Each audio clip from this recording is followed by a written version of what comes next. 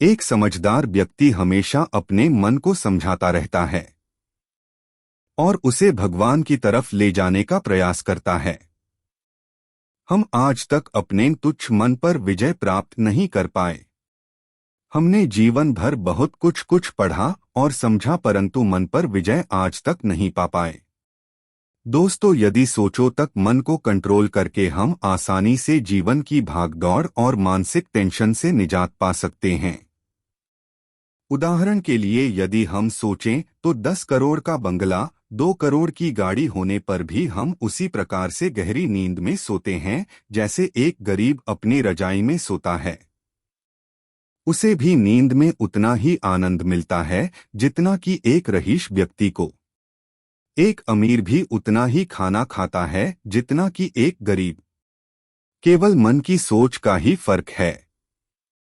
एक पल में हम अपने को अमीर व दूसरे पल हम अपने आप को गरीब समझने लगते हैं।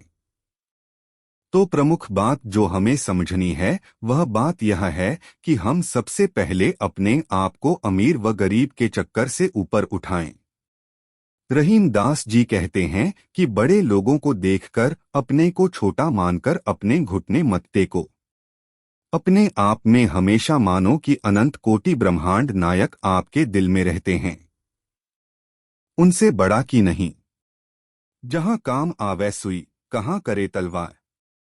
मतलब यह है कि जहां सुई की जरूरत होती है वहां तलवार काम नहीं करती।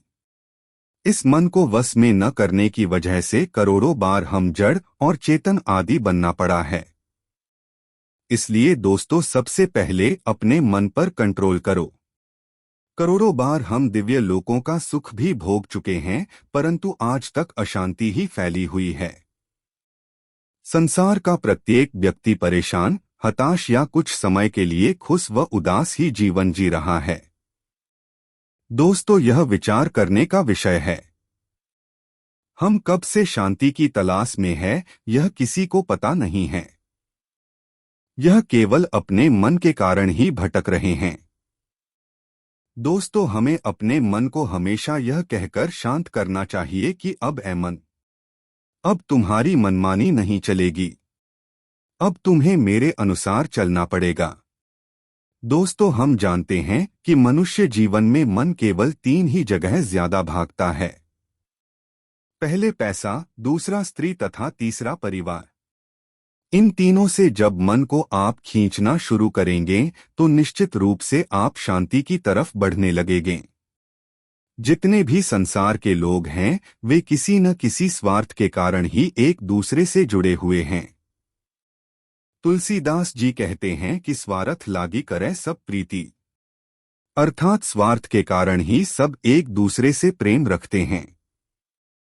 वैसे भी सभी एक दूसरे के शरीर से प्यार करते हैं, इसलिए कोई किसी से प्यार कर ही नहीं सकता। यदि शरीर से परिवार, घर, माँ बाप प्रेम न करते होते तो मरने के बाद शरीर तो उनके सामने ही रहता है, बस वह शरीर चेतन नहीं होता। अर्थात आत्मा से यदि कोई प्रेम करता तो मरने के बाद रोता ही न, क्योंकि आत्मा न तो कभी मरती है न ही कभी जन्म लेती है। इस प्रकार दोस्तों, शरीर से प्यार करना बंद करो। यह शरीर बहुत गंदा है। यदि इस शरीर के पेट को फाड़कर आपको दिशा दिया जाए तो इतनी गंदगी है इसके अंदर कि आपको उल्टियां होने लगेंगी। आज इसी शरीर के लिए हमें घमंड आदि होता रहता है।